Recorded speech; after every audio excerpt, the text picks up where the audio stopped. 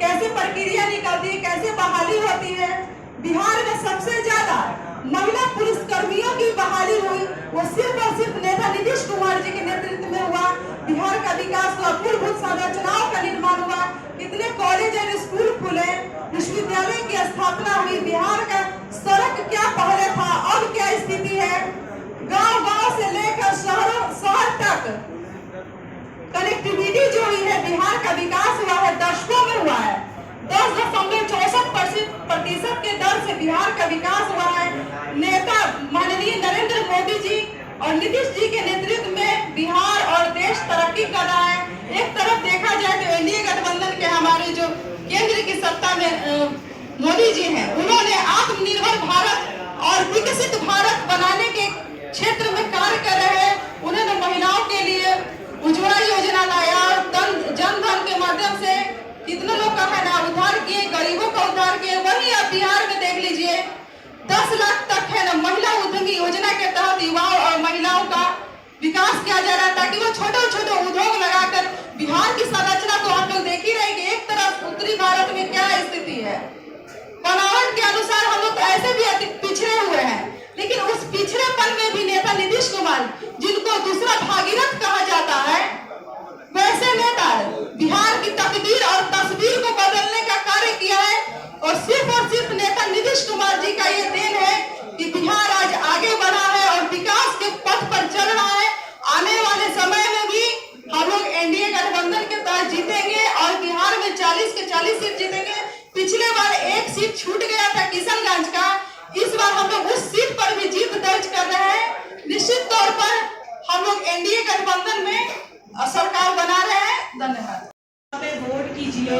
अरे भाई, आप किस आधार पर वोट मांगते हो? बिहार की महिला सवाल करती है। आपने क्या व्यवस्था दी थी अपने शासनकाल में? जिस नरक से आदरणीय नेता श्री नीतीश कुमार जी ने 2005 के बाद बिहार को निकाला, जिस नरक से, अब बिहार की जनता ठगने वाली नहीं है जिसे आप ठग के उसका वोट लेंगे। भाई, हम महिलाओं की क्या स्थिति थी? मैं महिला होने के नाते महिलाओं पर की गई बातों को कहूंगी। महिलाओं की क्या स्थिति थी मैं बताती हूँ। मैं 85 में जब हमने 10th का जब हमें क्लास करने जाना होता था, लड़कियां घर से बाहर नहीं निकलती थी। कुछ बच्चों को नहीं पता होगा क्योंकि उन्होंने वो मंजर नहीं देखा था। मैं साझा कर सकती हूँ अनुभव, क्योंकि मैंने झेला है। हमारे 7 लड़कियां विद्यालय से फीस लिए जाती थी। मैं पॉलिटिकल बैकग्राउंड से थी, हमारे पिता मुखिया थे। भाई, मैं बोल्ड थी, मैं लड़कों से लड़ती थी, भिड़ती थी।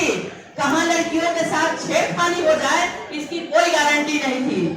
माँ बाप अकेले बेटी को छोड़ के बेटों को भी स्कूल नहीं भेजते थे। वो मंजर था जो 2005 से पहले। उसके बाद आई है क्या व्यवस्था थी? कहाँ विद्यालय था? विद्यालय में तो भेड़ बकरियां पलते थे।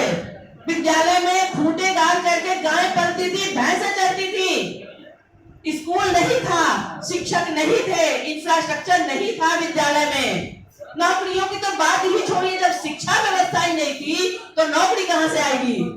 2005 में जैसे ही नीतीश कुमार जी ने बिहार की गद्दी संभाली, उन्होंने सारे व्यवस्था को दुरुस्त करना शुरू किया। और आज देखिए, आपके सामने आपकी बहनें बैठी हैं और बोल रही हैं। यह मुंह में आवाज देने का काम आदरणीय नेता श्री नीतीश कुमार जी ने किया। बिहार की महिलाओं की दशा और दिशा उन्होंने बदल दी। आज हमारे बच्चे निर्भीकता से पत्रकारिता कर रहे हैं, छाप रहे हैं, दिखा रहे हैं। पूछ लीजिएगा अपने भाई बंधु से जो आपसे बड़े हैं, जिन्होंने 2005 से पहले पत्रकारिता की होगी। पूछ लीजिएगा, क्या उन्हें लिखने की आजादी थी? क्या उन्हें दिखाने की आजादी थी? नहीं। अरे, उनका अपहरण हो जाता, गर्दन काट दी जाती, थानेदार केस नहीं लिखता जब तक हाई कमान का आदेश नहीं होता। यह स्थिति थी बिहार की। हमसे पूछिए, नीतीश कुमार जी ने स्थिति बदली। सबसे पहले महिलाओं की स्थिति बदली। बिहार की महिलाएं कभी नहीं सोचती थी हम खुलेआम सड़कों पे चल सकते हैं, हम हर क्षेत्र में नौकरियां पा सकते हैं, लेकिन उन्होंने कन्या उत्थान योजना लाया, लड़कियों की फ्री शिक्षा की व्यवस्था की, लड़के लड़कियां सबके लिए, एजुकेशन सबके लिए मुफ्त, प्रोत्साहन राशि के रूप में जो लड़कियां ग्रेजुएशन तक की पढ़ाई करती हैं, अरे भाई एमए करते करते 1 लाख रुपए सरकार खाते में दे रही है। पोशाक योजना, साइकिल योजना, वो साइकिल सिर्फ साइकिल चढ़ने के लिए नहीं बल्कि हमारे प्रोग्रेस को दर्शाता है, हमारी गति को दिखाता है। हम इतने गतिमान हुए इनके शासन में कि आज हर क्षेत्र में बेटियां काबिज हैं।